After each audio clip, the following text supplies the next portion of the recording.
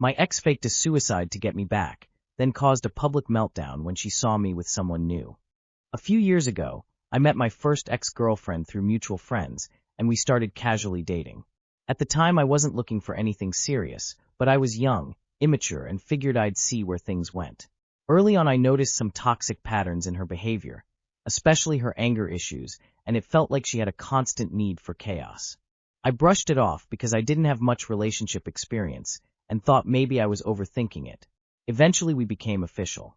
The relationship seemed okay at first, but something always felt off. I couldn't really explain it, so I ignored it and just went with the flow.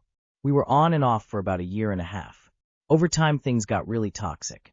There were constant complaints, disrespect, emotional outbursts, and arguments over nothing. I'm a non-confrontational person, and I always try to communicate calmly and resolve problems, but I wasn't willing to live in constant conflict and tolerate that behavior much longer. So I ended the relationship. Surprisingly, she agreed pretty easily. She tried to stay friends and keep contact, but I kept my distance. One day I heard from a mutual acquaintance that she had attempted suicide after her failing her school semester. I was shocked. I hadn't seen warning signs, but I reached out anyway.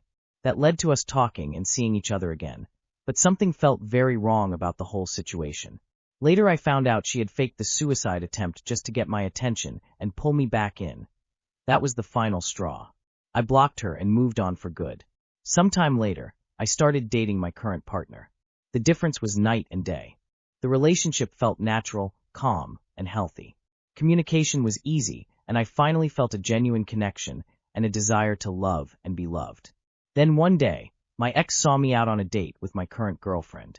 She followed us down the street, grabbed my arm, and had a complete public meltdown. She was clearly drunk, crying, screaming, begging me to leave with her and ditch my girlfriend. She made a huge scene. My girlfriend stepped away to get help while I tried to get my ex to calm down. Eventually she stormed off while knocking the drink out of my hand and causing a full spectacle in the street. The next day she texted me threatening to make false essay allegations and ruin my life, just because she and her ego couldn't stand seeing me with another woman. Nothing ever came of it. It was a bluff. Fortunately, I never heard from her again. Honestly, I'm just grateful that chapter of my life is completely over. It's always a smart move to text your intentions of accusing someone of SA. She sounds like a real one. Missile dodged. NOOO. NOOO. Go to the police and report her for harassment. He cheated, I left, hell broke loose. On Sunday, I found out that my boyfriend of 2 years, whom I lived with, had cheated on me. I fell sick to my stomach. I immediately called a friend, and she told me to grab as much of my stuff as I could plus my cats while Y was gone and come stay at her apartment. I did. Then, I went back to our house to break up with him. We talked for 3 hours. I cried most of them. But I felt so proud of how calmly I spoke and stayed rooted in my decision to leave someone who would treat me that way. He begged me not to do this. I told him I loved him and that I'd keep in touch to get the rest of my things. And we have. No anger, we've talked the past couple days, just a lot of hurt. We are both actors/singers in theater. He was currently producing a show in which he's the lead, and the girl he cheated on me with, who pursued him knowing we were together, and while acting like my friend, was his scene partner. I'm currently on a break from theater. I have no idea how, but the whole cast found out the day after our breakup that he had cheated on me with her and I'd left. Apparently, they were absolutely pissed. We were both friends with most of them from doing shows together, and they were extremely upset that he did this to me. It started a conversation among the cast that they felt uncomfortable that he'd crossed that line as a producer with a cast member. As of tonight, over half of the cast, including the directors, decided to walk. They all said they'd quit if Y didn't step down from his role. He did not step down, so they all quit, and the show was canceled. As much as he hurt me, I didn't want that outcome. I'm not a vengeful person. In fact, I really wish this hadn't happened because it's hard to even process being cheated on when it's suddenly being talked about by a big community of people, all reaching out and making decisions and turning it into a huge event. I was still going to go see the show to support my friends. I went by the house to make sure Y was okay. I knocked on the door and saw a shadow of someone running away to hide upstairs. He answered the door. I asked if he was okay, and he answered very angrily. He told me the girl he cheated with was there. Wow, I said. I just wanted to check on you.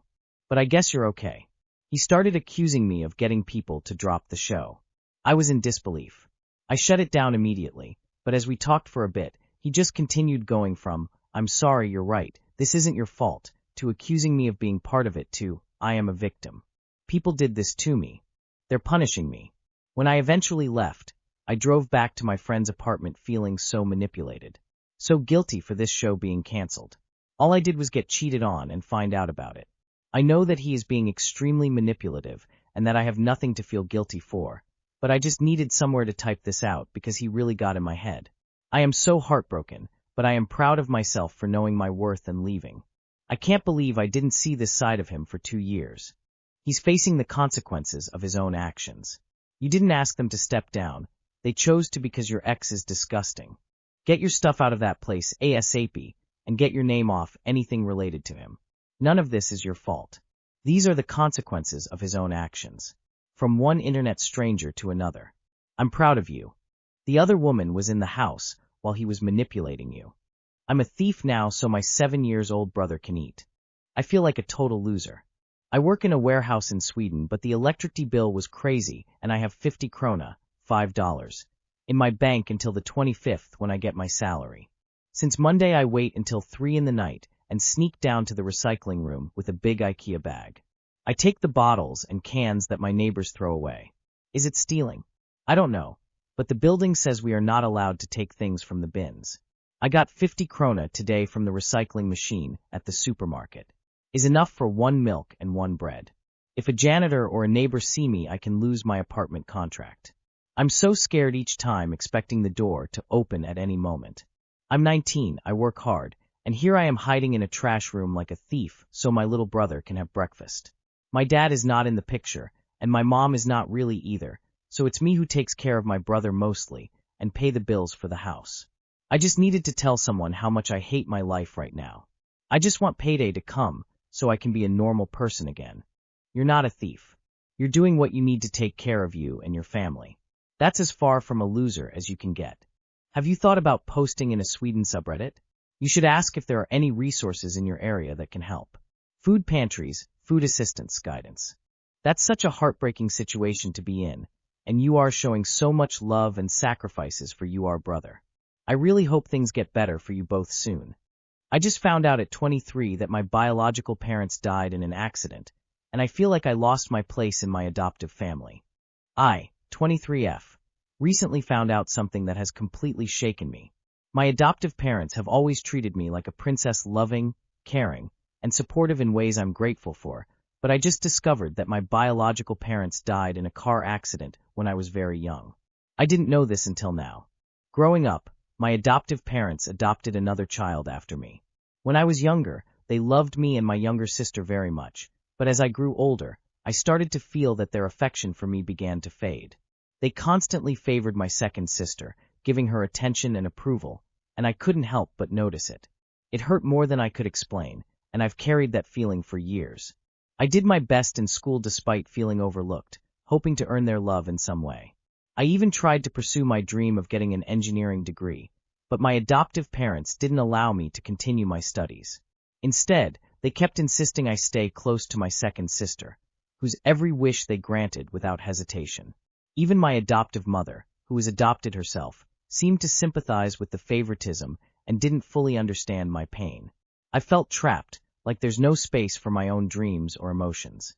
I love my adoptive parents and my sister, but I can't shake the feeling that I've always been second in their hearts. I finally needed to get this off my chest because I feel like I have nowhere else to go with these feelings.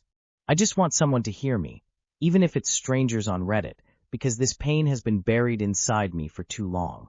Part of growing up is deciding to live your own life instead of living for your parents. I think you should tell them, see where it's coming from. Maybe they really favor, maybe not, at least let them know how you feel. Go live your life. You are an adult, and you no longer need to earn their love. Be free, and they will have whatever place in your life and they work out. But don't hold yourself back for some notion of filial piety.